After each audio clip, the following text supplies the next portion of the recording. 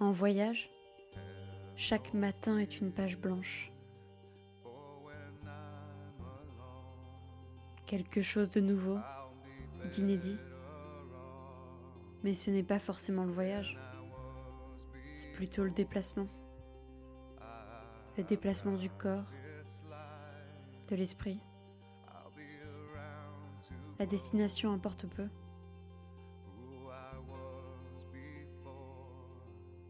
C'est le trajet qui compte et toutes les rencontres qu'on peut y faire.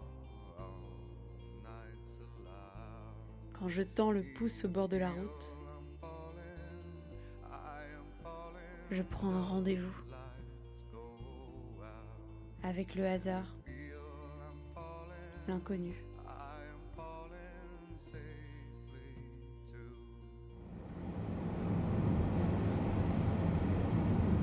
Alors cette année, j'avais décidé d'aller à Paris au Salon de l'Agriculture. C'était bien la première fois que j'allais aller à Paris. Et c'était annulé. Ah ben, ils m'ont grillé. Qu'est-ce que vous voulez que je fasse? Pour une fois, je voulais aller voir la capitale.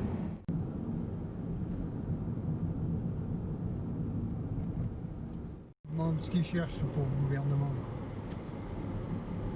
S'ils veulent pas une révolution ou je sais pas quoi, mais...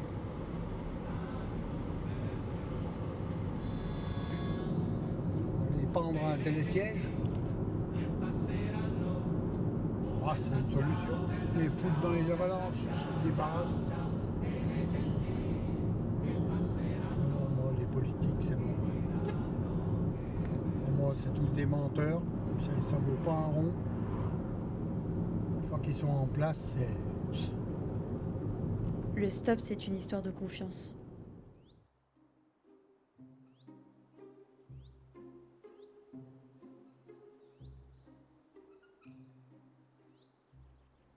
Faire confiance à soi d'abord, puis aux autres. C'est un échange.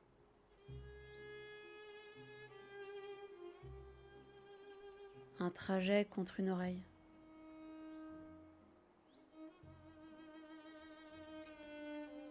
Je voyage toujours avec un carnet et une sélection de poèmes qui m'accompagnent. J'en lis parfois au conducteur.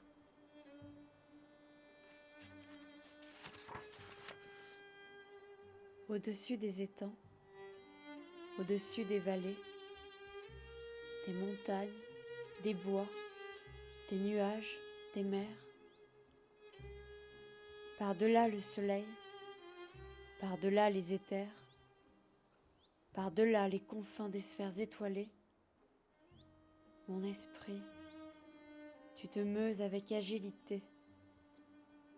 Et comme un bon nageur qui se pâme dans l'onde, tu sillonnes gaiement l'immensité profonde avec une indicible et mâle volupté. Envole-toi bien loin de ces miasmes morbides. Va te purifier dans l'air supérieur et bois, comme une pure et divine liqueur, le feu clair qui remplit les espaces limpides.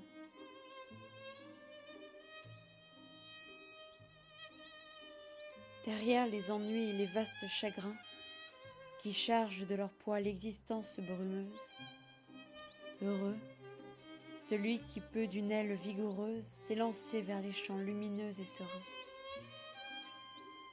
Celui dont les pensées comme des alouettes vers les cieux le matin prennent un libre essor qui plane sur la vie et comprend sans effort le langage des fleurs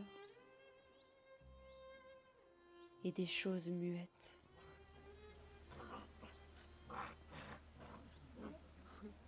Ça lui forge son caractère un peu.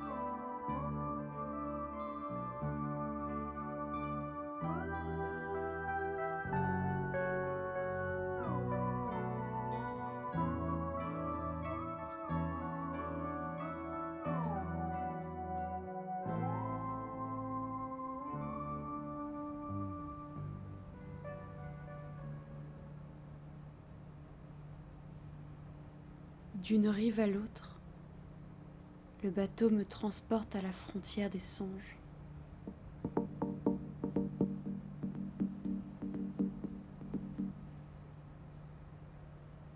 Le monde réel s'évapore progressivement.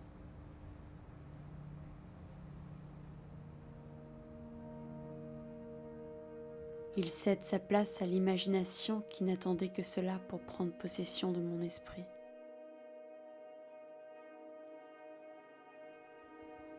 Le rythme de mon cœur ralentit.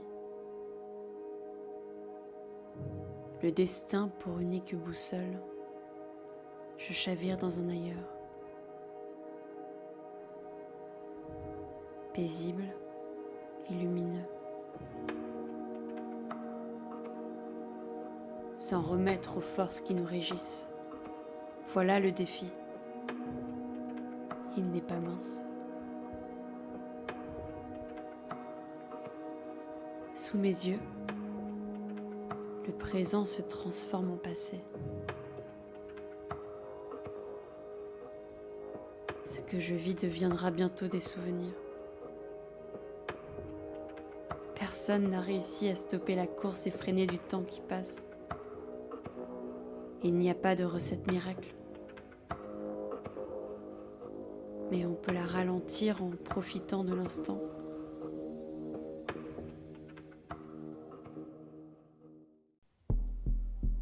En contemplant le monde, ses beautés innombrables.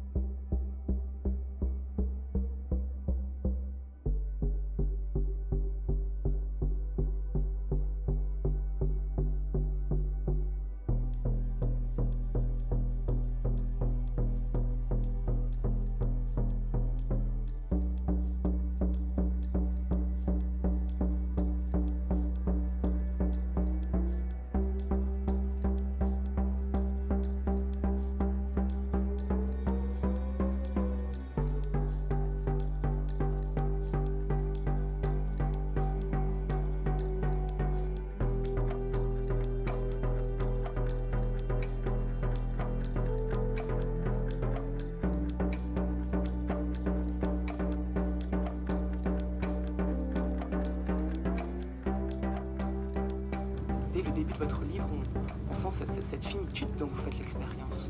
Le souffle, c'est la vie elle-même. Et quand on pratique la montagne, on fait une expérience plus vive, si je puis m'exprimer ainsi, de la vie, parce que il faut trouver son souffle, il faut réussir à accorder son souffle au pas que l'on fait.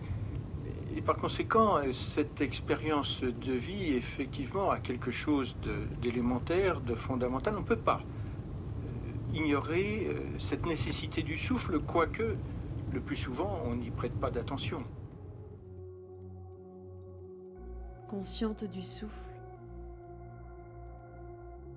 aimantée par les hauteurs, pour l'élévation de mon âme.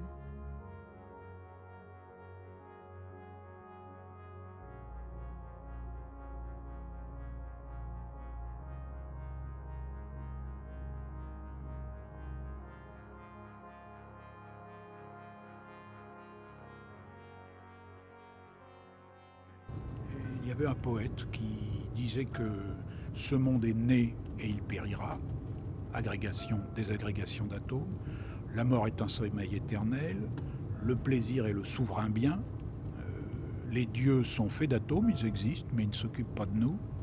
J'ai trouvé dans l'épicurisme une philosophie merveilleuse, puisqu'elle permet de philosopher par temps de catastrophe, par temps d'effondrement universel.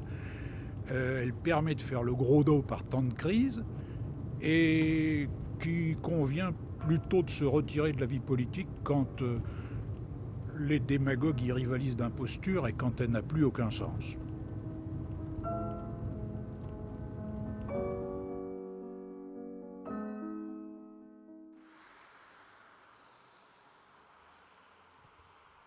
Se retirer du monde.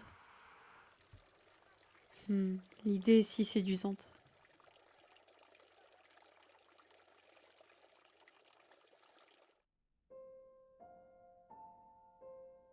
La marche est l'une des rares façons de pouvoir digérer la consistance du monde.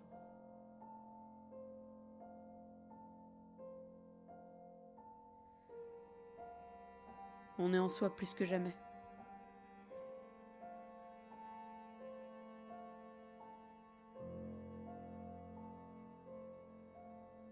On peut être à l'écoute de sa petite voix intérieure. Celle que la ville rend inaudible.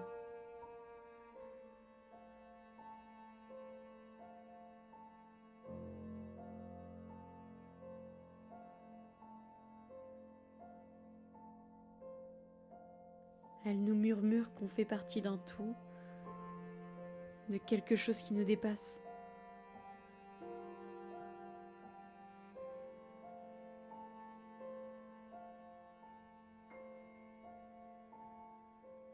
La frontière entre la solitude et la vulnérabilité est parfois très fine.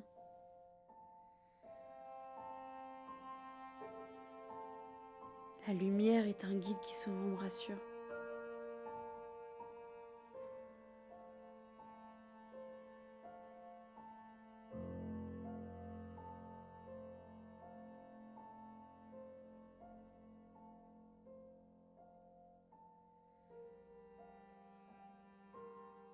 En fait, cet homme a un discours particulier, c'est à la fois un diagnosticien du présent et un prophète. Qui est-il? Oui, c'est un curieux personnage, effectivement, qui... il est décrit comme un dément. Il arrive comme un fou, si vous voulez. Il arrive sur la place du marché en plein midi, en pleine lumière, au moment où le soleil est à son zénith, au maximum de son intensité. Et il arrive avec une lanterne, comme le Diogène antique, et en disant non pas qu'il cherche un homme comme Diogène, mais qu'il cherche Dieu. Ce qui provoque évidemment les éclats de rire ou la peur, évidemment.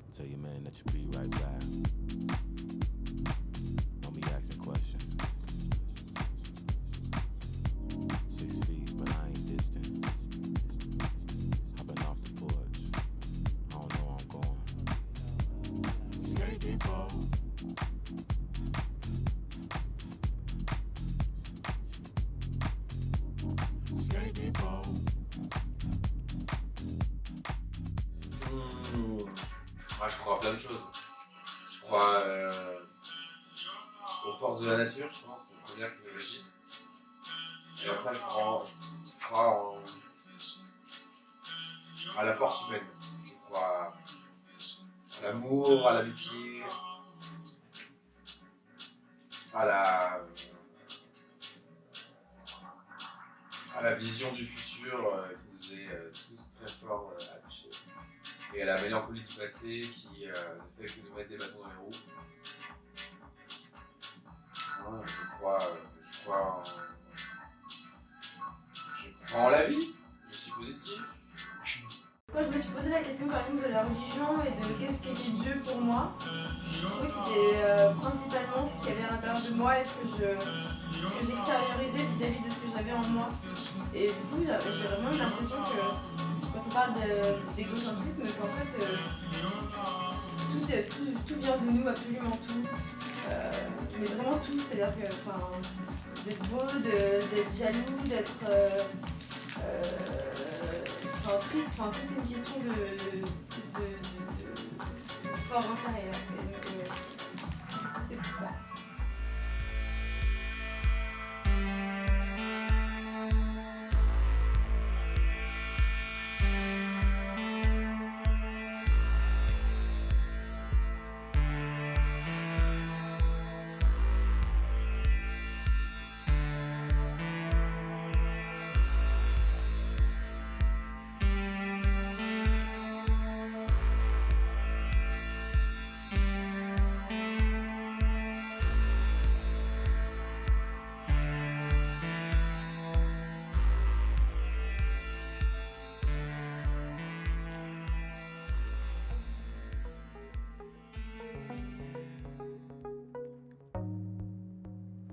La vie peut être très compliquée.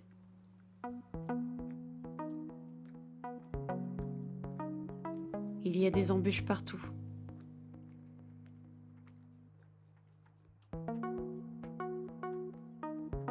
Elle peut être très simple aussi.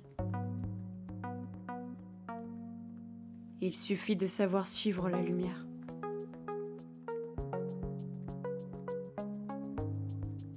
Se laisser happer par la beauté des choses.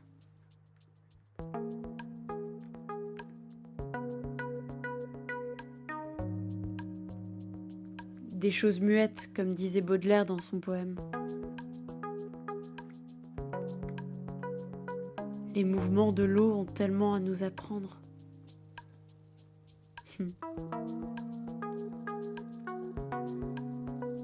Se laisser porter.